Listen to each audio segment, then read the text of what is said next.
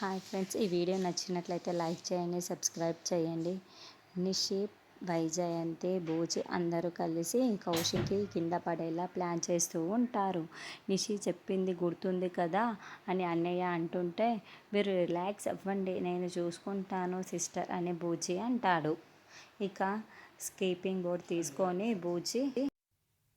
ఆ skating board తీసుకొని బూచి అక్కడికి వెళ్తూ ఉంటాడు. ఇక దాత్రి కౌశికి స్వీట్ ఇస్తూ ఉంటే నిషి అక్కడికి వచ్చి, మీరు చేసుకునే సంబరాలు చాలు కానీ వెళ్ళి కాఫీ తీసుకురా అని అనగానే దాత్రి కాఫీ తెద్దాం అనే లోపలికి వెళ్తుంది. ఇక కౌశికి స్వీట్ తింటూ అలా నిల్చొని ఉంటుంది.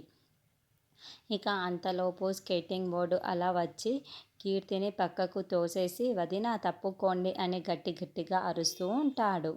అలా బూచి స్కేటింగ్ బోర్డు నుంచి తన వైపుకు రావడంతో కౌశికి టెన్షన్ పడిపోతూ ఉంటుంది.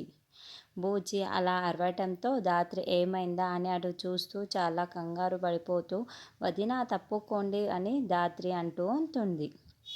ఇక కౌశికి బాగా గట్టిగా అరుస్తూ ఉంటే ఇంతలో అక్కడికి బూచి వచ్చి మీద పడిపోతూ ఉంటాడు.